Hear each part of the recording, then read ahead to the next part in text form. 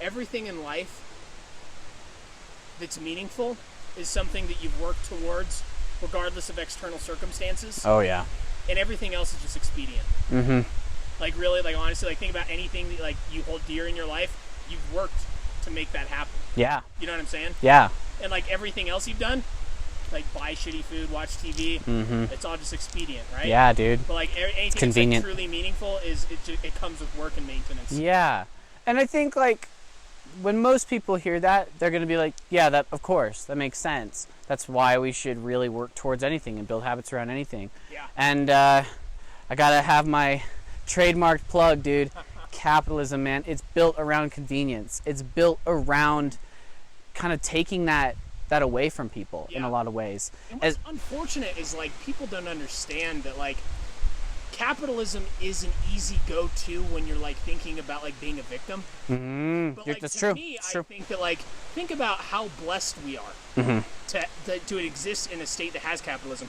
We wouldn't be able to buy these nice microphones to do something we value, right? So we can either look at the system as being corrupt or look at the system as, like, we're a part of this and we need to actively work to make it valuable, right? And, like, we can actively, like, choose to value these things. Yeah. And so, like, I feel blessed to live in a capitalist society, even though it at times, if you just consume with no intent, it's awful. It's an awful system, and it feels very oppressive, and it sucks. Yeah. Like, however, when you start to purchase things with intent, you bought these mics because you're doing something that's valuable to you. Yeah. And so purchasing this is valuable, right? And, like, we're so blessed to live in a time where someone's ingenuity can be broadcasted to the entire world, and we can actually reap those benefits. Yeah. And so, like, it's pretty cool that we do live in a capitalist state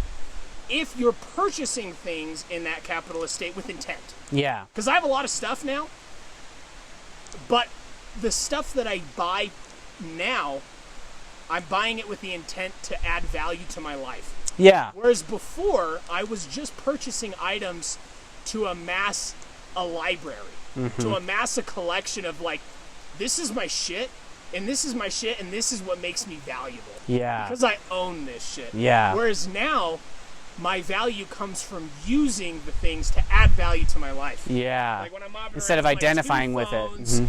These little mics, like, yeah.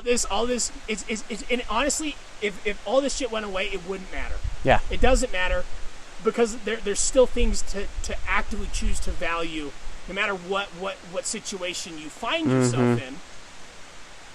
However, like, I feel lucky to live in this society, and, like, coming from me, like, I used to be a shopaholic. Like, it was bad. Yeah. Like, I moved, like, 11 times in 2.5 years, and I decorated all my houses. Like, I would go and, like, get in debt to, like, get nice things for my house. Oh, wow. I would like, my value was from having a library. And I'm like, look at the shit that I have. I'm valuable as fuck. Yeah, I have to feel bigger than myself. Yeah. And in that state, like, capitalism seemed to suck in a sense. Like, I didn't see it for what it truly was, like, providing me, because I was just enthralled in it in a sense. Like, I didn't see why I was doing the things. I was just part of a system, and I was actively consuming, because that's what we're kind of, like, preconditioned to do. However, like, everyone has the free will at any moment to be like, why am I buying this? Where does this thing come from? Yeah. Like, why should I be supporting this? And most people don't take that personal agency to take accountability, and they just choose to be a victim. Yeah. And so, like, I think that there are flaws in any system. And, like, I think that capitalism kind of brought us to where we're at now as far as unifying the globe.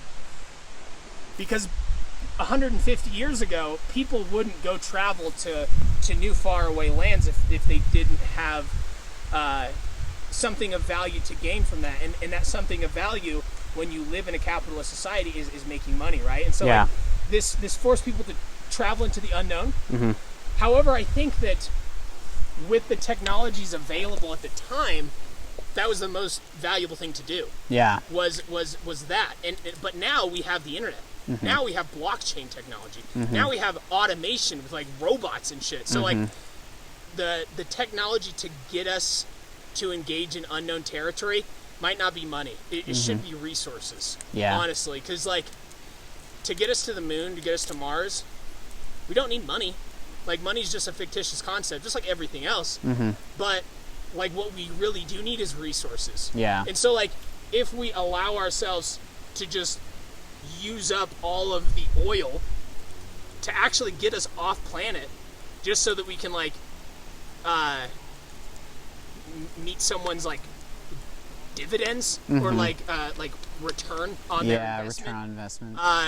We definitely need to start like thinking about why we do the things that we do. Yeah. And so like I think capitalism is great in a sense that like it brought us to where we're at now. However, when automation comes in, wipes 30% of jobs here in 10 years, we're gonna have to start reevaluating what capitalism actually means, because like based on our IQs on like average and based off of people's like how's it going? Retraining rate in like different fields after they lose their jobs, it's like non-existent. Like a 50-year-old man that loses their job, like I think it's like 20%, maybe less than that, of them actually getting retrained and going back to work. Yeah. And then like most people, most men specifically, attain a lot of value from their job. Yeah.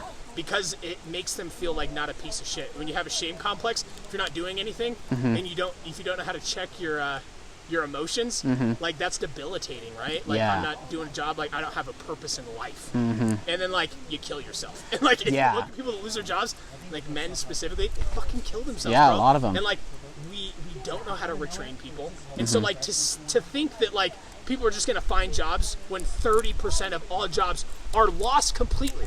Like it's not that these jobs are just lost and they can be filled again. It's that these jobs, these like truck driving, back roll office accounting work, call centers, all of these jobs that are available for people to do now, they're going to be gone. And not everyone can be a chemist or a software engineer. If you look at like the IQ of people, it doesn't align with those values. So like when people just have this blind faith in what we're doing, and people don't understand that every single thing that we do is everyone's just winging it, man. Yeah.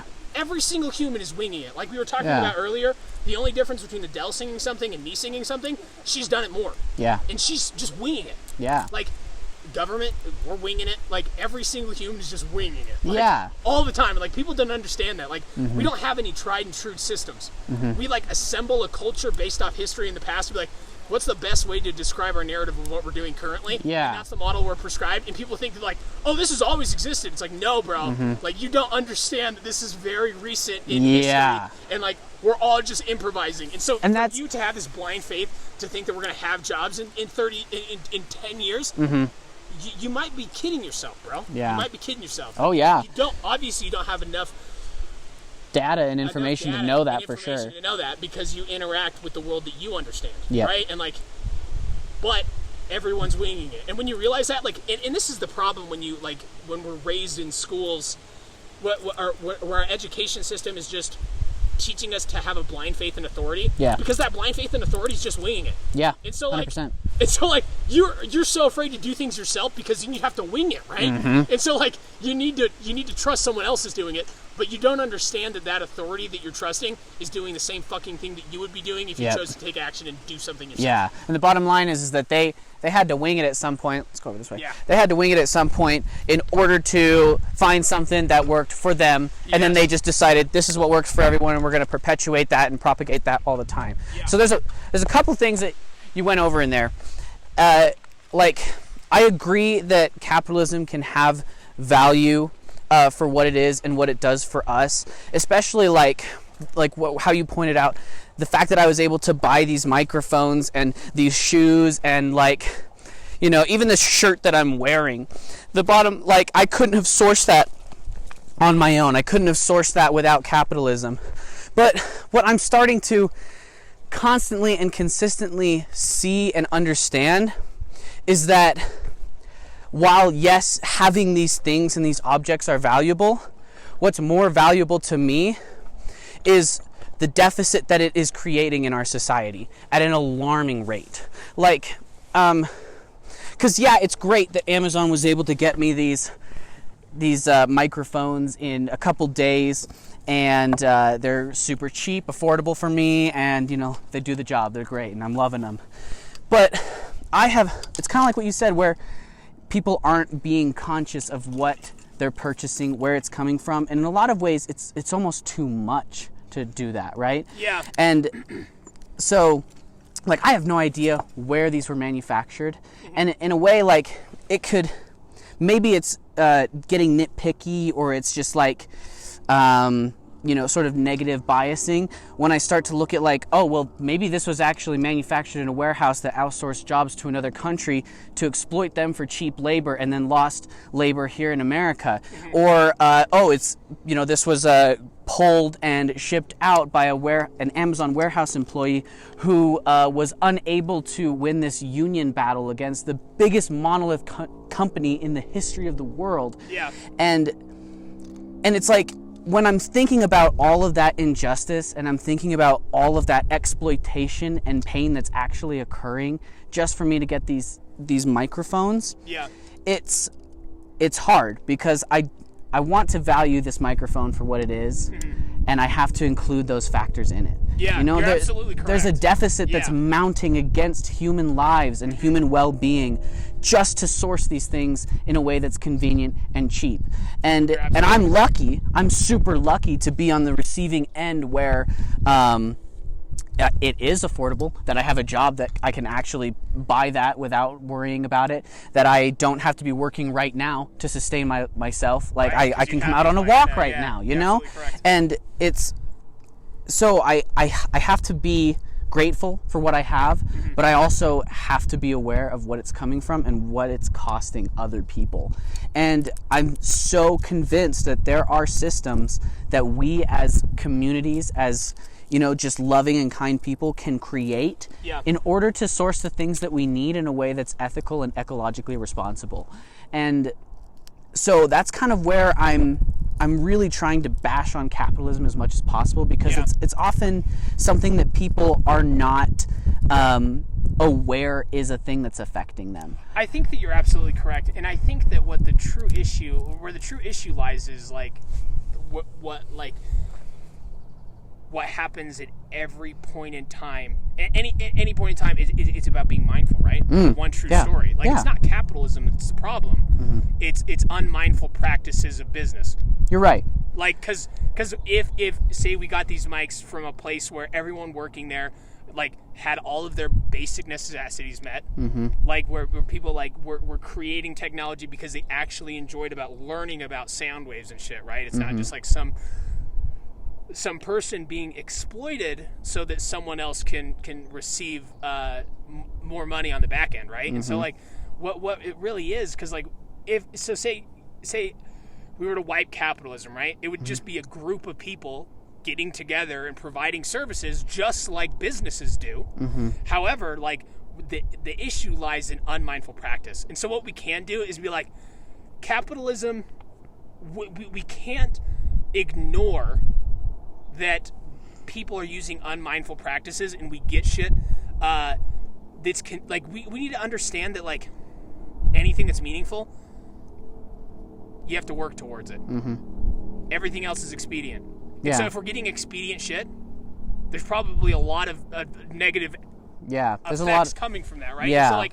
So how can we implement sources of like having convenience by having the convenience come from a valued state and that like a valued business practice, right? But it's different. I guess my problem with that though is that we have to understand, and like this job that I'm working right now is what actually awakened me to this understanding that the tool of capitalism, the tool of business and the free market is essentially predicated on exploitation. And the reason I believe that is because when you're buying any product, it is not the actual value of the product. The bottom line is that they have a cost and then they tack on a profit to it. And when you look at that and everybody's going to say like, well, yeah, of course, because that business has to make money. And that's my primary problem, is that the goal of the business in essence has to be focused on money. on making money. Even if they are like, I want to make money to do this thing, they have to operate under the condition that they need to make profit and they need to make money, and that profit requires exploitation. You know, there's this idea that profit is unpaid labor, because the bottom line is that they have to devalue labor so that they can turn a profit. And then what capitalism does is it siphons all of that profit to the owner, to a single source, rather than spreading it equally among all the people that are responsible for making that product. So that's why I get so riled up and and easily deterred from the benefits of capitalism, because I understand that it really has to be predicated on exploitation. And so then as a society, we got to a point where we had to say, okay, what exploitation is okay? What can we decide is a benefit for the group? And a lot of people will understand or say well, yeah, a CEO or an owner of a company is holding all of the risk, so that's why they should be siphoning all the profits to themselves, right? Because that's kind of the gambit there. That's the game that's being played.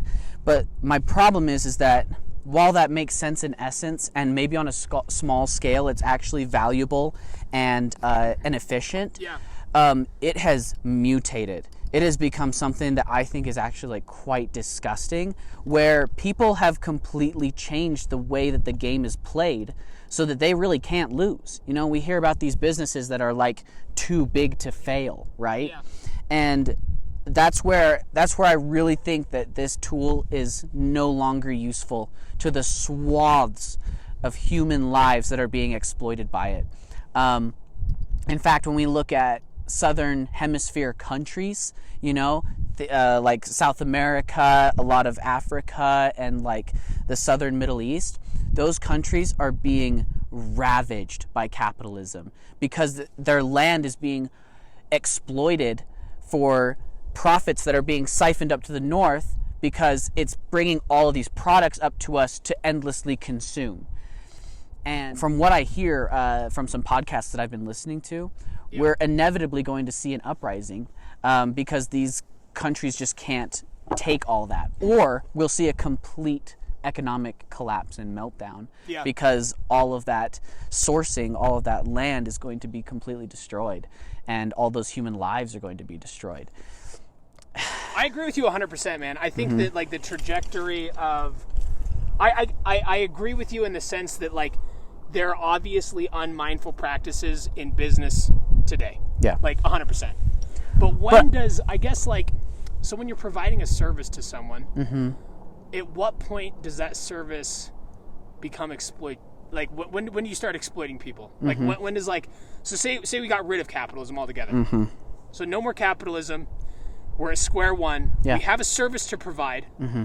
When does that service start encroaching on other people's... when do we start exploiting people? What is that line? The line that I see is when you have to harness resources and labor, and then you package that up and sell that to somebody for more than it's actually worth.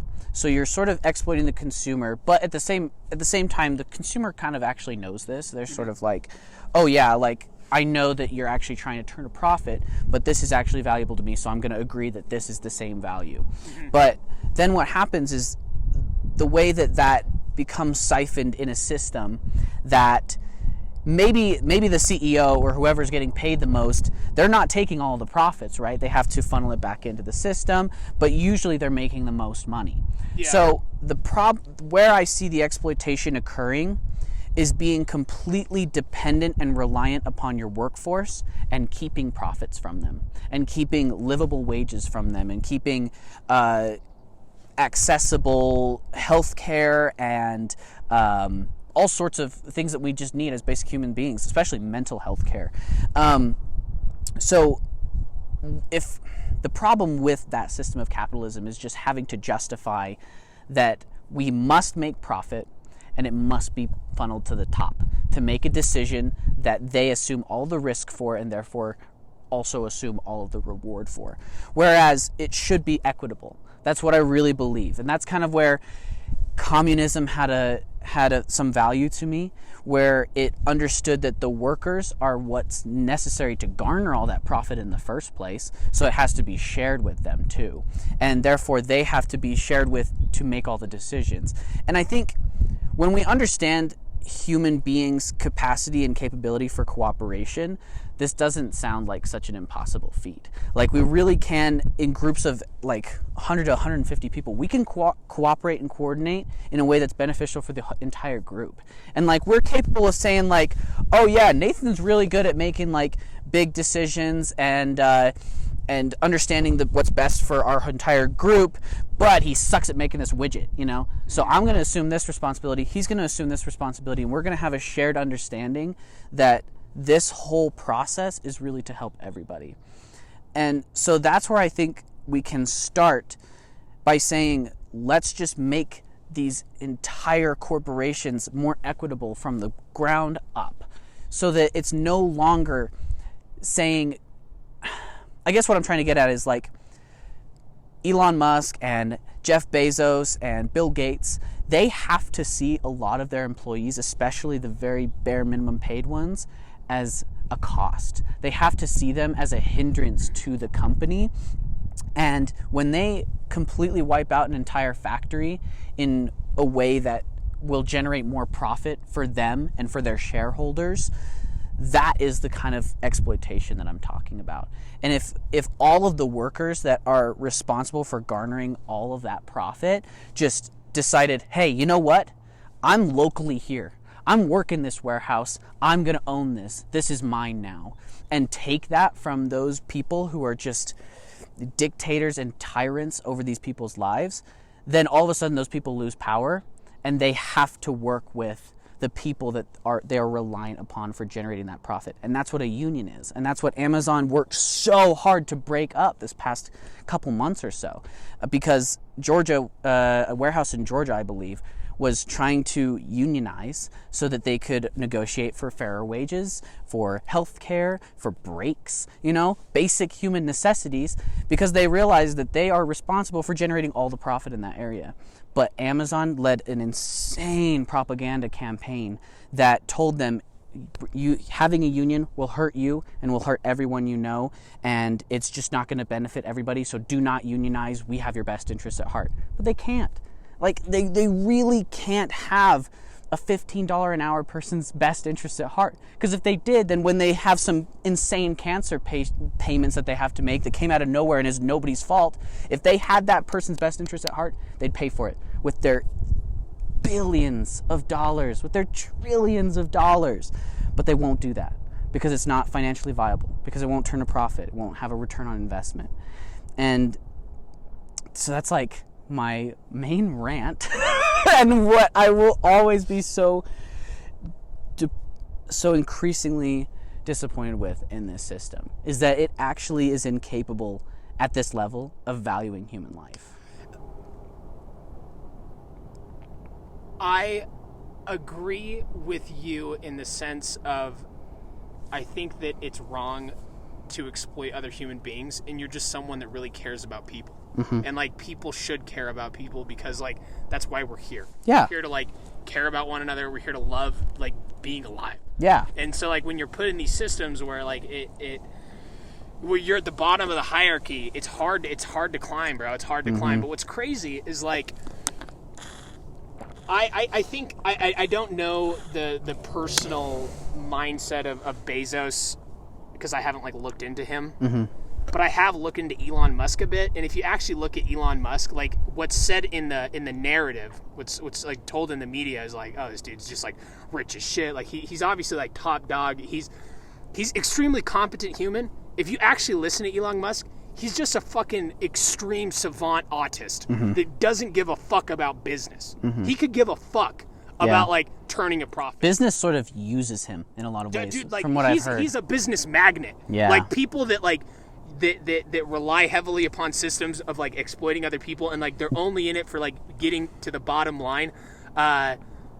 Those people gravitate towards Musk because he's a genius and he has so much value, and they can use that to make fuck tons of money. But like actually Elon Musk himself is just like an engineer autist savant that loves to hang out with his family. And also, what's kind of interesting is like, if you like, everything is really based off competency. Yeah. That's really what it is. And so anything that's sold it's just someone taking the time to provide a service. People don't understand that every service out there you can do your fucking self. And so like, if you were competent enough, you would do it, right? You would have those resources, but most people aren't, unfortunately. Like, if you look at like, I'm not competent to like build a mind. I guess I don't necessarily need all of these things, but I wouldn't be competent to manifest this stuff in my reality. All of it. Like, that's what's kind of you wouldn't be able to fucking build this microphone, that's kind of the gift right? of capitalism, in a sense of like being able to take advantage of other people's ingenuity. And we can share that love, right? Like, someone creates something, like someone like created a pair of shoes. Like, those shoes have helped. Actually, shoes are great because like you don't get stickers in your feet, but like grounding is actually really important. Like, I've been walking like barefoot on mountains and things. It's actually really good for your health. Let me go back to what I was saying before. Everything is based off competency, and what's crazy is like the redistribution of resources when you're looking at a capitalist system is the same redistribution of resources that light has in the forest. So I've heard you say that before. Yeah, and so like what's crazy is like if you're to understand that it's not just like, this is a pattern that emerges everywhere in reality, and it's a pattern that we can't run away from. We can never get away from this pattern. Like the pattern of, to whom people have shit, they'll be given everything. To whom people have nothing, they'll fucking everything will be taken from them.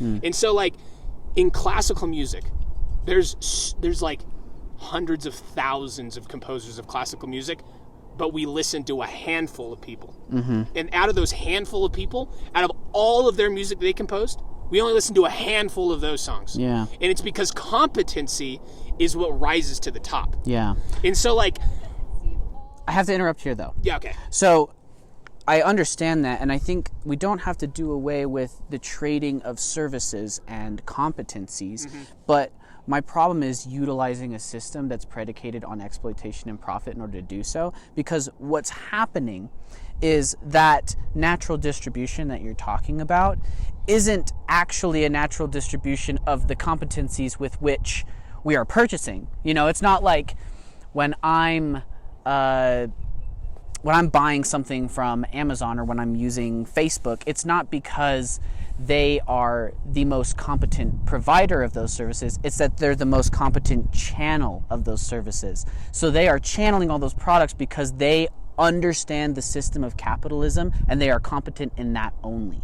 And so it's where I start to see like the ultra wealthy and the ultra rich that are able to hoard so much wealth and so much resources, not because they're competent in manufacturing or creating all of those resources and all of those commodities and all of those services. It's because they're competent in owning them by having all this wealth that they can literally just set $1 million in a bank at 0.001 interest and then get $10,000 a day or some shit. You know, if you're describing what was his name? Like Jeff Bezos? Jimmy Buffett? Oh, Jimmy Buffett, yeah. No, not Jimmy Buffett. Is Jimmy Buffett Warren Buffett. Warren Buffett. Yeah, Warren Buffett. Yeah, Warren Buffett. Yeah, just like that gaming just Wall Street. And if you listen to Elon Musk, he's like, Warren Buffett bores me. Yeah. Like, what he's interested in is that. And like that doesn't serve any purpose of actual functionality. I'm going to get this species to Mars. But that's also but that's also what wins, because even though Elon Musk is like, yeah, that's boring, he is now completely reliant upon and in servitude of board members, of people who are just like Warren Buffett, because in order for him to maintain this lifestyle that he's become accustomed to and this ingenuity and this access to all sorts of amazing gadgets that allow him to manifest these amazing, things like Tesla and SpaceX, he has to be subservient to his shareholders. And like he's been like a trickster within that system, and he's like turned it up on its head by scaring his shareholders by smoking a joint or a blunt on Joe Rogan, right? Because I think he really does think like, yeah, it's all bullshit. Like, I don't actually care about. Yeah. Do you know he's a minimalist, right? I did not know that. Yeah. That's he's actually like selling all his houses, getting rid of all of his properties. Like, that's Elon cool. Musk is not. He's not the. Like, it's just unfortunate when I hear Elon Musk as a go-to to describe like the exploitation of humans. Mm-hmm. Like, it just like. That person specifically to me just hits home because I value that Yeah. person, and so I feel the need to defend him. And him that's fair. specifically. And I hope it's not like malevolent. No, I yeah, actually totally think understand. he's actually a victim to the system as well. Yeah. I really think that if it were up to him, if he could just have the resources to be this genius inventor without having to exploit people, whether known or unknown, he would do it. Yeah. I really believe it. But I think that because he's had this efficacy with a system that relies on that. And like he had to work within that system. He did. He's like we have to work within that system. We as well. do. So that's the thing is like we can see like certain pitfalls in the system, and we can see exploitation, and there are ways to solve that. I feel without dismantling the entire system, because like we have to change the way that we view capitalism. Like, and I personally have the viewpoint of like what Andrew Yang says, of like we should redistribute resources from the top, like advertisement money from Facebook and shit. Like we can trickle that down and redistribute. Like we'll take a tiny percent of that money that they make from like advertisements or like specific sales, and distribute that to the people so that they can have a safety net.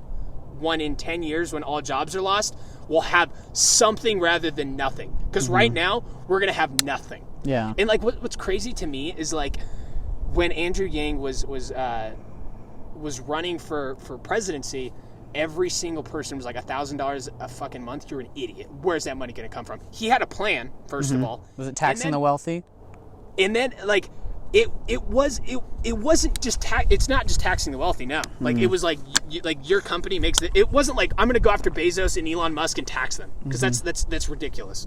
Like they were going to just take a certain percent of every transaction from these major companies and then just redistribute that to the people. So there were plans in place to put that money into people's hands, and then literally not even a year later, we had COVID. We shut everything down, and then we just printed free money, and no one said shit about it. Yeah. And like to me, like that is so frustrating because it's unmindful. It's unmindful, and we have to pay for that. Yeah. Like it's so fucked. Well, that's because the system has been built and curated around us having to bear that weight. But like, to be honest, the ultra wealthy and these massive corporations, these transnational, gigantic, unknowable corporations are benefiting the most from it because they don't have to pay any taxes. Netflix paid $0 in that fucking possible when like a truck driver is having to pay more in taxes than a fucking gigantic company. We need to be redistributing the resources that are being hoarded and maintained at the top by people and institutions that are actually incapable of spending it all in a meaningful way. And so my problem, where this gets dicey is people are like, hey, how are you going to do that? You can do it with government? How's that gone before, right? Because I don't think government's very trustworthy. It's centralized power that is actually kept from the masses that it is supposedly sourcing that power from. I agree with you. However, what I truly feel that where the problem lies is people not being mindful. We all need to take accountability 100%. for like what we've with how we interact with the system. If we're disassociating, Yeah. how are we supposed to do like the courageous things to get us where we need to be? Yeah. You know what I'm saying? Like I think that I agree with you in the sense of like there's obviously like people need to have their basic needs met. I truly believe that everyone deserves that. Yeah. I think that I don't think that anyone would disagree with that. Like everyone should have their basic needs met, and the current practices are not allowing everyone to have their basic needs met. And so like there is a way that we can like because 50 years like back in the Industrial Revolution when we first started, even 40 years ago, if you were to just like go work at a grocery store, like if you were to be a bagger, you'd be able to pay your bills. Yeah. You'd be able to have a house. And if we were to be able to do that now, we might not feel so like we might not feel so exploited. But like we can't do that. But why do you think we can't do that now?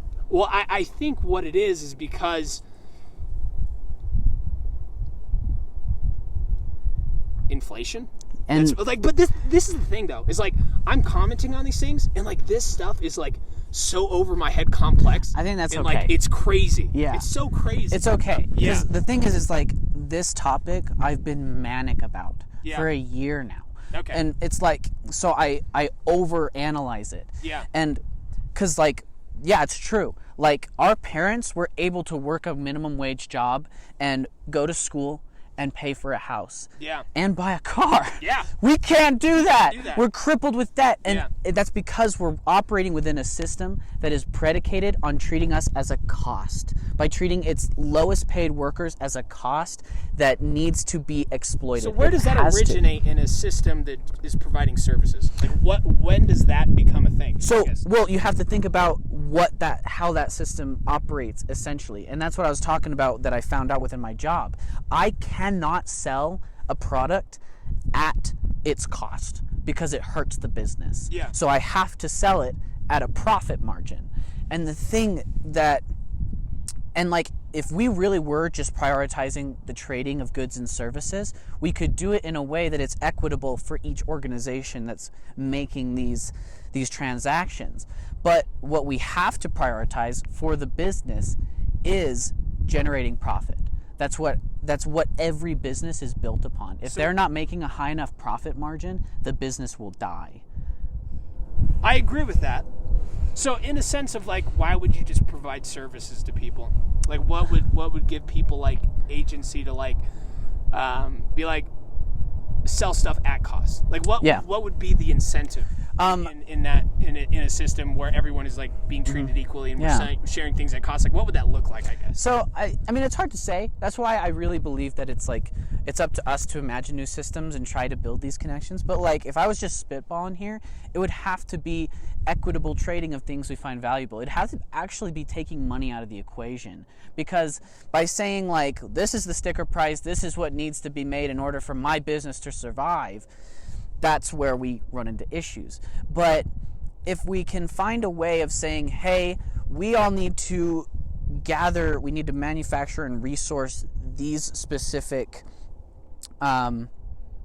these tools, these things in order to provide this service, we have to do it in a way that is equitable and ecologically responsible, and also just mindful, right? 100%. That seems to be the overarching concept of this problem is unmindful practice. I agree. Because like, would you say that the systems were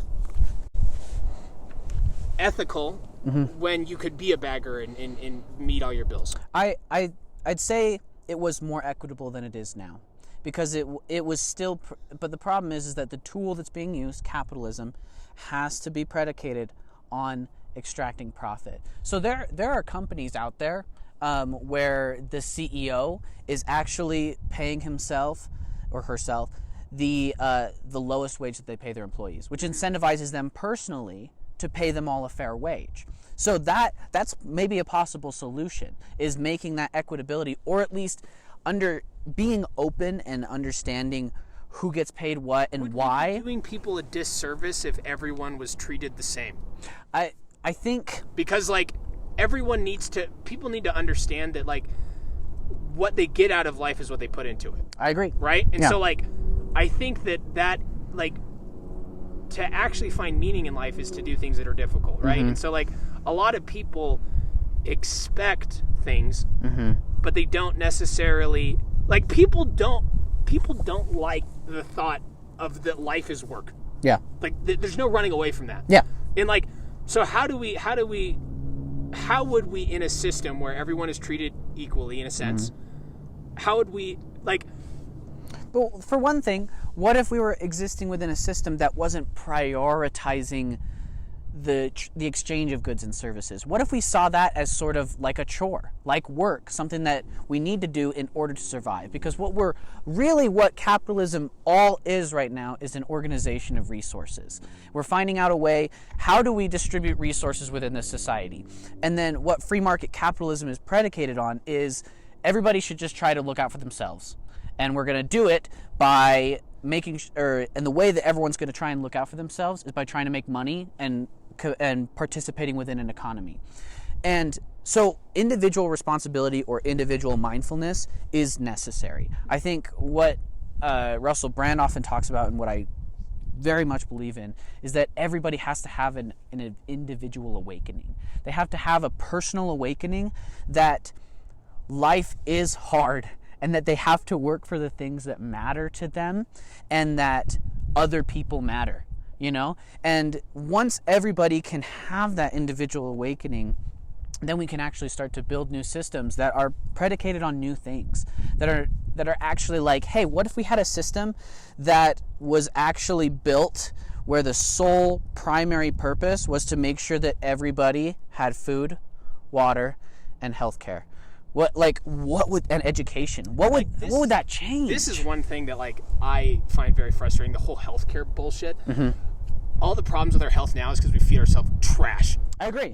Like trash. Like we don't need to have like it's really amazing that we have like amazing technology to like help save us in like near fatal accidents. But like what's actually causing problems is like us being unmindful. Yeah. Like, killing ourselves all the time. Yeah. So like, I don't think we need to have access to healthcare in a sense, because like to me I think healthcare is fucking ridiculous. Like if I was able to breathe fresh air and fucking ground my feet to an environment that wasn't tainted with shit, like I would be fucking a healthy person. So what if I'd be a healthy fucking person? What if that knowledge and understanding was included within healthcare? Dude, I think that you should look into to Jacques Fresco, because like everything you're describing points to that model, and that's the model that I most agree with. Yeah. And that's why I'm mentioning that like capitalism is very important, because it brought us to where we are now. And like life wouldn't put things into place if they didn't serve a function and if they weren't valuable. And like government is the most valuable thing you could possibly do when you have mindful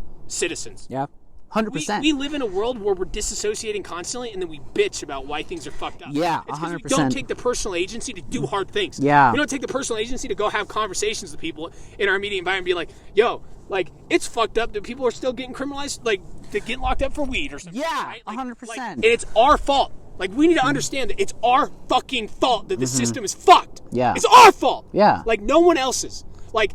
But don't you see, it is everyone else's if it's our fault too. That's the whole point, right? Yeah. So like we all need to take accountability for how we interact with the system. Yes. So like us, like even just purchasing this shit off Amazon, it did provide us value, and like I said before, like it is a thing to appreciate about capitalism. However, we also decided to purchase a mic from Amazon where we know damn well that they're getting that shit from fucking China, because we got 2 mics for $20. Yep.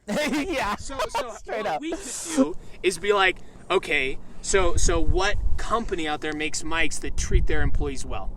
And I need to support those companies if I want to see people not be exploited. Yeah. But So, the hard thing is that a lot of those times, either you're not going to find that company, or when you find that company, it's like, yeah, this is like a $200 microphone. But that's the thing, though, right? So is it more important to save $200, or is it more important to choose to exploit people? Individually, it is more important to me to not exploit people, and I'm in a position, luckily, where I can take advantage of that, and I probably should be taking advantage of that. Yeah. But this whole conversation is actually reminding me of a quote where individual responsibility is important, but we can't have individual responsibility without collective solidarity.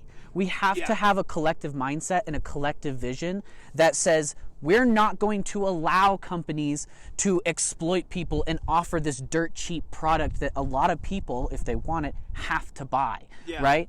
We're not, if we collectively say that's not going to happen, then we can have individual responsibility to make sure that we're not letting it happen. Yeah. So that's kind of like, I totally agree, and that's something that Jordan Peterson has like really allowed or given me a lot of insight into, is individual responsibility. Yeah. We really do have to take action for the shit that we are responsible for, right? Yeah. What is it he always says, like, make your bed? Yeah. But it's so a lot of times people can't have that individual responsibility or don't know how to enact it without a collective solidarity, without a shared vision in the community that helps teach people how to grapple with our individual responsibilities. Yeah. And, you know, if we don't have a shared vision or a clear understanding of what I need to do as a person, I'm just going to do what's easy and what's available and what's convenient.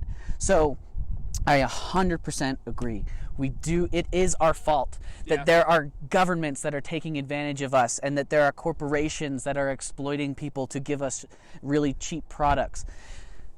And we have to have a collective vision to say that we're just not going to allow that. And that being said, like, I don't disagree that there isn't corruption amongst the system. Oh yeah. It is hardcore. But you'd be hard pressed to argue with that, right? 100%. But like, I think a lot of people don't understand is like they don't have that in their reality tunnel when they're talking about these things.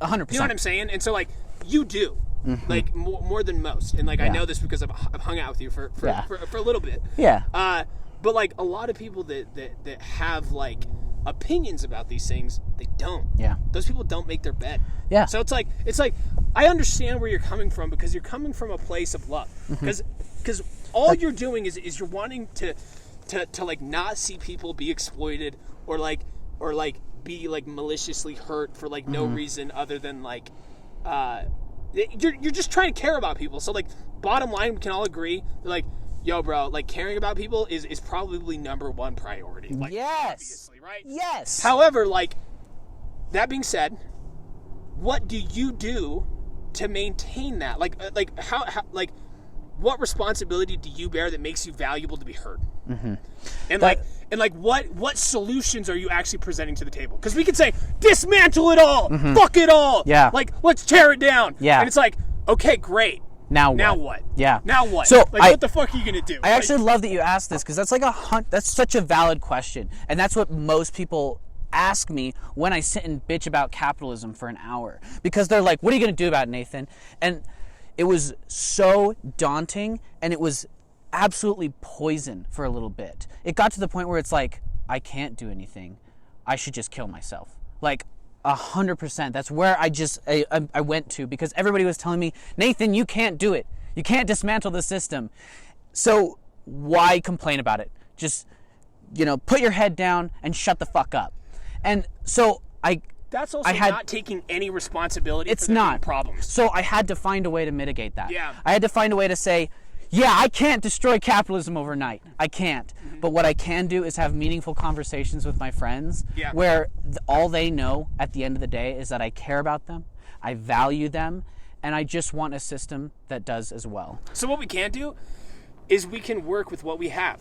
We purchase these mics to make meaningful content to work within a system. Exactly. And now when we have the financial resources to purchase that $200 microphone, we can now promote awareness of mindful practices. And yes. So we have to embody these values that I'm going to be preaching to people, right? And so so this is the thing, like, I think everyone needs to understand that, like, the systems that we have in place serve to function, and we need to understand that function was useful. Yeah. Like, we can't just dismiss it because we feel like a victim. And that's something that you've really shown me. Because it was, like I said, when I was getting manic and just, like, entrenched within, like, the shitty aspects of capitalism, it was literally like, I have to either completely reject capitalism, not buy anything, and source everything myself, or kill myself. And then you said, Nathan, value capitalism for what it is. It brought you here. It gave you the capability and the opportunity to learn about it and how to build new systems and stuff like that. So I love that you said that. It actually, like, maybe it's dumb to say, but it saved my life in a way. It really did. Because I had to learn that capitalism isn't inherently bad. It's just now outdated, it's unuseful, and it's now harmful. It will be that way moving into the future. It's getting worse, 100%. Is what I'm saying. You're absolutely correct, and I agree with you 100%. Yeah, I agree with you 100%. And like that's the thing, right? That's the whole gist of it. It's like we have to work with what we have available to us, and what we have available to us is we live in a capitalist society. Yeah. Like Elon Musk talks about this shit about like how all of the fucking like red tape, like bureaucracy, like bullshit, like really like slows down progression. But like we need to also understand that like when we were nomads running around, the name of the game was like resource control, and that's really all the name of the game is all the time. At any point in time, like 1,000 years into the past, 5,000 years into the future, all it's going to be about is how do we mindfully redistribute resources. Yeah, because the thing is that's like the problem. Yeah, when we're seeing a severe gap in the controlling of resources. You know, when 8 people own more wealth than half the fucking world, we have to question something there. And I think that that's because those people are allowed to play the game. Yeah, they are. But this is the thing, though. The game is life. Yeah. And so if they're playing the game, that's what I think of, like, the redistribution of resources. We're never going to get away from that. So, like, if you have a game, people are going to be dominating that game. Yes. Everyone else is going to be, like, left for the scraps. And that's fair. But, like, do you really think that the game has to be capitalism? I think that the game had to be capitalism because it's what we're working with. It is for us. Yeah, it is. It is for us. I do think that there are other, like, so going back to the Jacques Fresco thing, he's like, we're not going to use money because money is just a fictitious concept, and we've always known that. Everything has been about mindfully redistributing resources. And so what I said prior was capitalism brought us to where we're at now, but we're not going to, like, we're going to need to use the technologies that we have available to us now, like blockchain technology specifically in automation, are what is going to propel us forward into engaging with the unknown of redistributing resources. Because when 30% of jobs are going to be lost, we're going to now rely upon machines to redistribute those resources, and we should all rejoice in that fact. Yeah. Like, people don't understand, like, people don't know how to add value to their experience, and they seek value from external sources, and they seek value from an authority. So, like, when you go to a job, you're valuable because you get a paycheck, and then you need to then you can provide, like, for yourself. Yeah. However, like, people think that if they didn't go to work, like, they would just default be lazy as shit. Like, people don't understand life is just work all the time. Yeah. Like, there's no getting away from work. Yeah. And so, like, if we just don't spend time driving truck for, like, 15 hours a day, we should rejoice in that fact, because we have a very finite amount of time here on this earth, and we should be doing things like this. We should be doing things that Homo sapiens do. We should look at ourselves like we do with any other animal in zoology and be like, yo, what do Homo sapiens do? Oh, they're tribal creatures? Oh, so, like, they need to be social. Okay, great. Like, oh, you need to work for shit? Oh, like, so you need to, like, do hard things? Yeah. All right, so, like, what are you going to learn? Like, it doesn't matter if machines take it over. I still have an opportunity to learn. So, like, for example, like, I don't know how the internet works. Yeah. Like, the internet functions, right?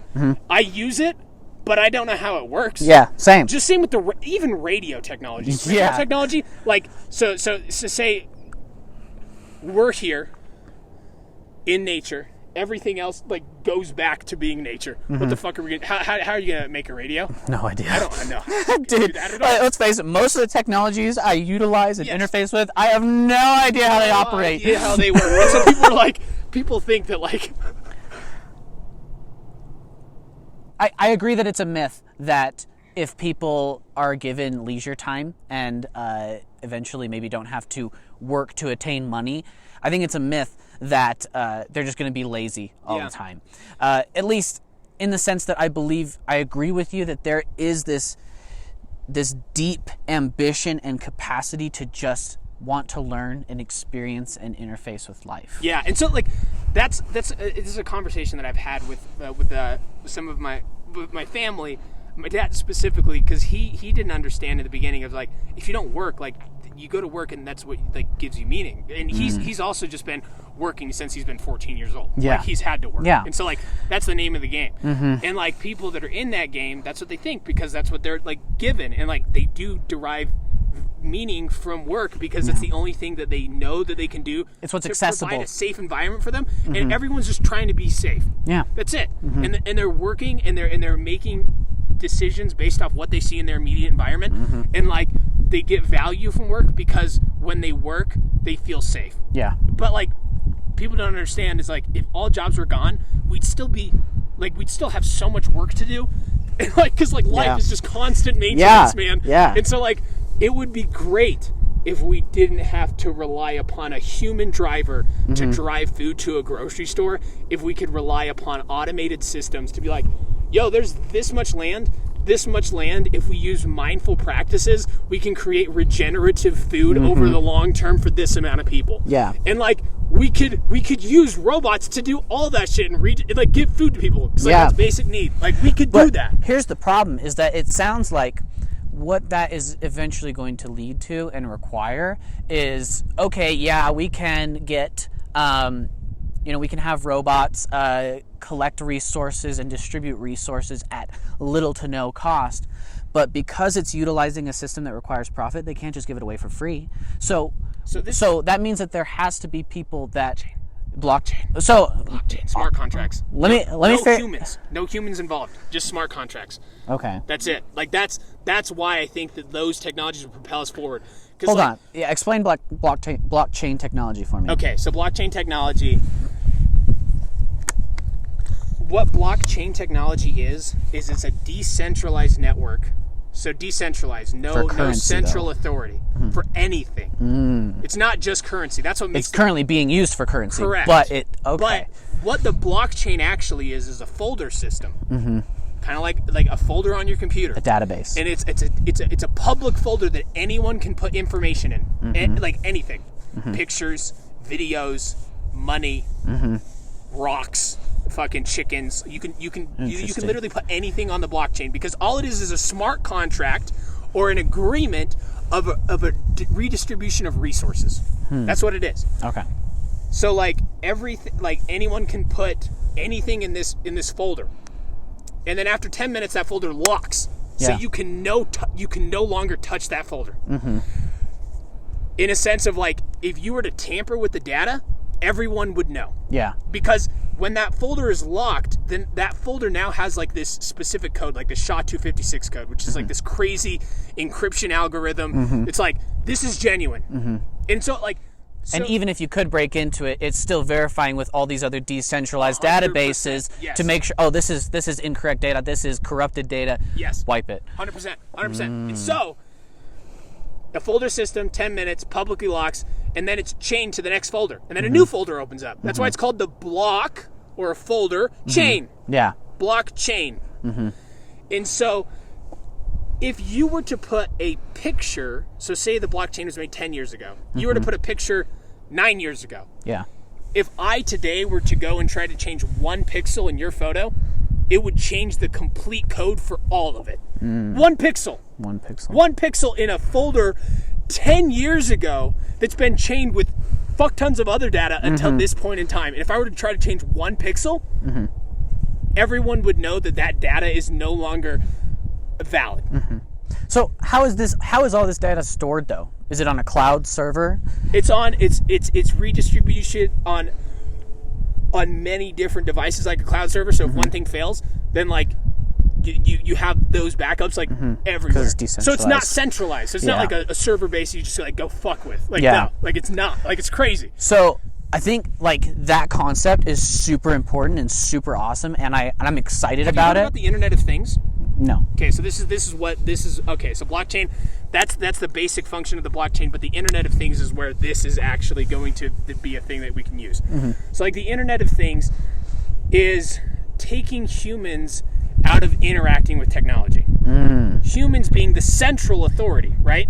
So like if your washing machine, your dishwasher goes bad at your house, you have to go find that part of your dishwasher being bad, and like then you're gonna have to fix that, because like you're the one that notices, oh, the dishwasher's I not analyze working. The problem's not working. I need to go and like either call a vendor to fix it, or I need to go purchase this part and fix it myself. Yeah. Where the Internet of Things, the dishwasher will know what part is going bad, and it can alert another a third-party resource. So like say there was like everyone bought their washing machines from like Orem City government, right?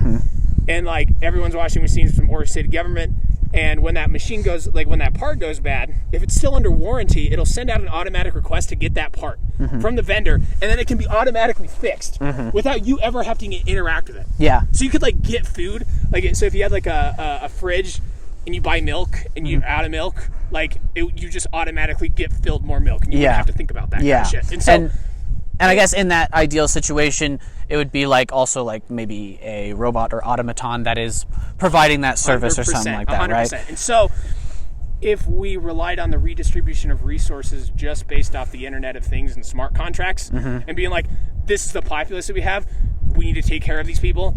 These are the resources. Like, we're going to rely upon automated technologies to do this because they'll do it.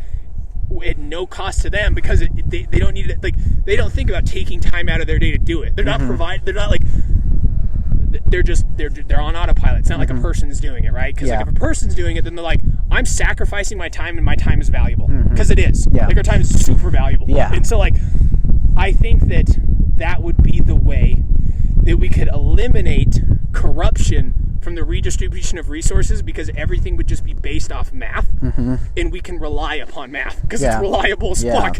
And so, like, I think that if we move to a resource-based economy where we're like, money doesn't run the show, resources do, and like, we have these amount of people and we have this many resources, and if we used mindful practices, we could create regenerative processes, like with farming, with like building materials. We could do it mindfully, that it was helping us but also helping our environment. And then we rely upon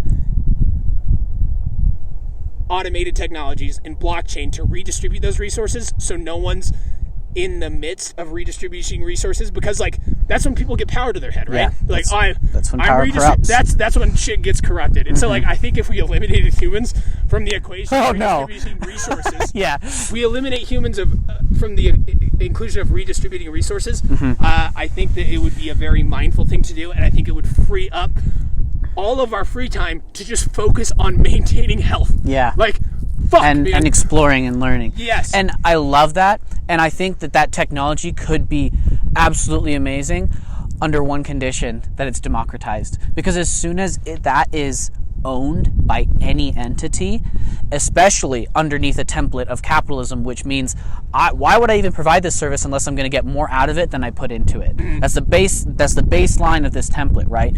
So if all of those resources and technology are being centralized or owned by maybe a handful of entities who are, like I'm saying, predicated on this need to get more out of a situation than they're giving, then I think we're going to run into the exact same problems. That's the whole concept of decentralization, though. Yes, exactly. So that's my whole thing. So we have to democratize this technology so that it really is what do you mean fully by democratizing. It has to be owned by everybody. Yes, exactly. That's what decentralization is. So that cannot be delivered to us by capitalism.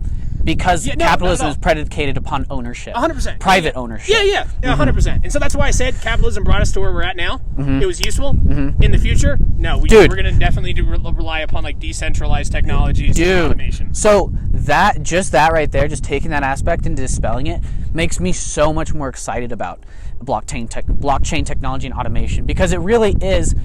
It's saying like, hey, we as humans have become smart enough, possibly because of capitalism, to create a system that distributes resources equitably, and in a way that is making sure that everybody is at least meeting their basic necessities, so that we actually don't have to build our systems in our entire life about trying to gain resources. Yes.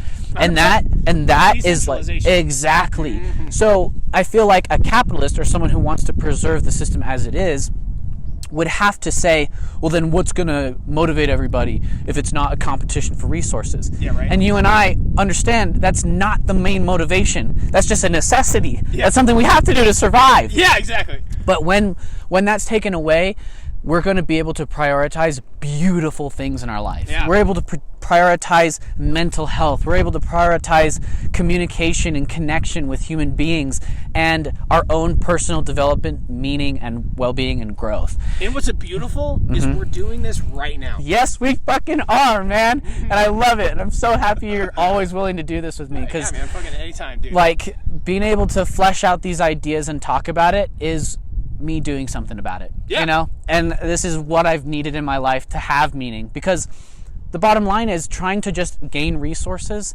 and, have nice things is not providing meaning in my life.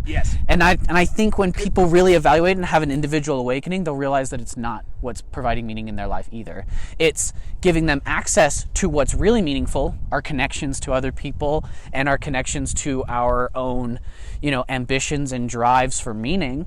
But it's not going to be what delivers this sense of spirituality and meaning and purpose in our lives. These objects are tools, and we can't prioritize gaining resources because when we build systems that do prioritize gaining systems, you get people like Jeff Bezos who hoard those resources. Because he's playing the game. Because he's playing the game. Yeah. And like, can you really blame him? Yeah, exactly. He's goddamn really good. Yeah, he's really good at what he's really good at it. And I think where I start to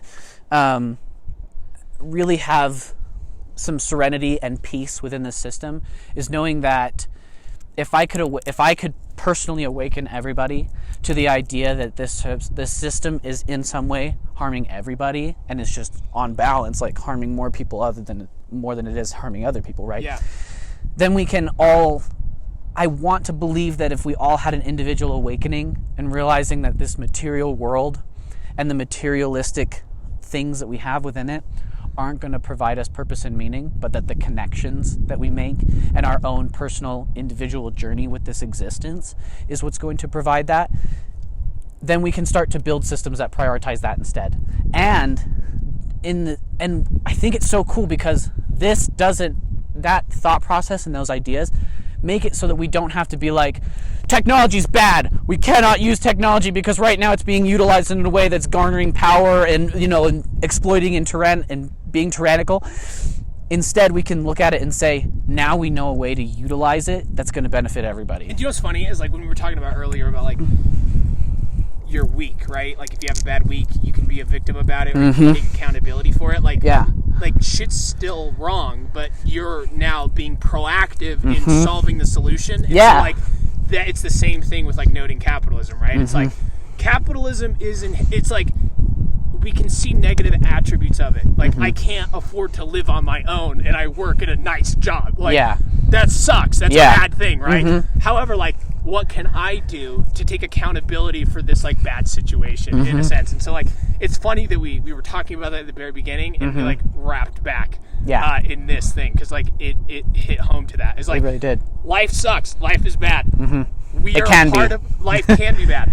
It is like in a sense like life is not bad, but life is hard. Life is challenging, and we can never run away from the challenge. Yeah, and like we can either accept to like be a victim to the challenge, or we can take accountability and be like, how am I going to interact with this challenge and grow from it, right? Because like and so like that's exactly the same thing with capitalism or any other thing that we see ourselves presented with. Like if we're like life is a challenge, we can either like take accountability for that challenge and like take it willingly, like literally accepting like carrying the cross, right? Like that's the whole thing of the Jesus archetype, is willingly doing hard shit because you find something is a deeper value. Like, and so like 100%. At any point in time, that's really what we're always trying to fight against is mindfulness. I agree. That's it. And I agree. And that's why meditation has been so important for me. It's given me a tool of mindfulness, and I really think everyone should meditate, and I think meditation could benefit everyone and anyone.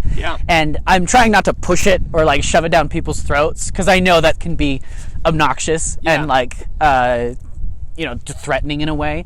But I think so, because I think people associate it with the stigma. However, when people really try to think about what do they do to stay sane, if you go golfing, if you like playing video games, if you like to write, if you like to read, if you like to cook, if you like to bike, if you like to fucking swim, whatever the fuck you're doing is an active practice of meditation. Because like all of your hobbies or things that you enjoy doing, you're only doing those things. You're being fully present in the moment when you're doing that. I'm being fully present in the moment of this conversation. Me this too. Conversation is a meditation. Yes, like, it definitely is a meditation. If you choose to think of it as that. Like people, like when you say meditation, they're like, oh, stigma. I'm not gonna sit down and like think about thoughts and shit. Like I don't have fucking time for that. However, I'm gonna watch this movie. And you're like, bro, if you're fully present in that movie and you like you really enjoy that movie because you're present with the movie. That's why you enjoy it. Because the only like anytime you enjoy anything is when you're fully present in the moment. That's a meditation. Like so like people say, oh, I'm not gonna meditate, but you go play golf or you fucking enjoy doing certain things when you're in the moment. Like you're meditating, bitch. Like, get the fuck out of my face. That's all. I love that you say that, because that's really all it is just this presence in the infinite moment that we're experiencing right now. And I think the only time that is an eternal moment of and like is the present moment all the time. And the only time that engaging with that present moment, like maybe to do like heroin or something, the only time that's actually going to harm you is when you're actually using it to distract from present moment circumstances that are going to affect you and bite you in the ass, right? Yeah. That you actually need to address and deal with. And normally, like when you're abusing a substance, you're living in the past, you're living in the future. Usually, yeah. Usually, you're trying to avoid that feeling of being in the past or being in the future. Because if you're actually being present in the moment, you wouldn't give a shit. Exactly. You would need to run away from it. Exactly. Because, like, nothing's actually harming you. So right? actually, like, what I've actually heard is that drugs are not the problem; they're actually the solution for these people. And the problem is that solution is not dealing with their actual problems. So it's just their personal solution for trying to get in the moment because they're actually trying to escape these past thoughts that they're recycling or these future anxieties that they're trying to avoid. Yeah. It's funny as fuck because, like, that was the same problems we were running into about, like, describing how to change capitalism, right? Yep. It's all about, like, really attacking how to be mindful. Every single problem boils down to really is, dude. Being mindful about what's happening in the present moment and, like, choosing to act on a value framework. Yeah, 100%. Because, like, and I it's unfortunate that not enough people realize that, because it's been so important in my life for making the changes that I need to just not want to kill myself every day, you know? And I get, it sucks that people are feeling like adverse to it or don't like want to, or maybe they just don't fully understand what mindfulness can actually do for them or what it actually is. People are so afraid of the unknown. Yeah. It's so scary. It's a scary thing. It is, right? Yeah.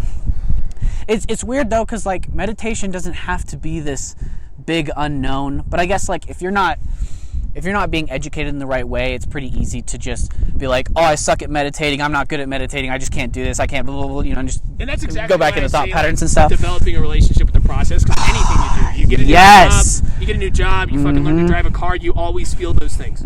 Anytime you try something new, you're at the bottom of the hierarchy and you feel incompetent and scared. Yep, that's bottom line. Like, if you can be mindful about what you're doing and be like, I'm developing a relationship with this process, and that's okay. I'm trying, and trying is the only thing that's valuable. Nice. It's because that, like, trying is being present and trying. Yeah, I love that, dude, because that's really all it is. And why do we do anything if we're not just trying to engage with it and figure out how to do it right? You know, how to do it right. Yeah. Meaningfully. Not expedient. Yes. Exactly. Yes. And I think, you know, that's another thing that I'm kind of will have a problem with capitalism for, is just the way that it's like, oh, we have to have everything be convenient and expedient.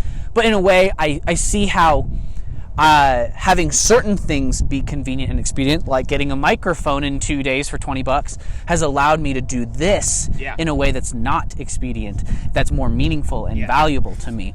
So I'm becoming more capable of seeing the value in it. Working within the system. Yes, working within the system.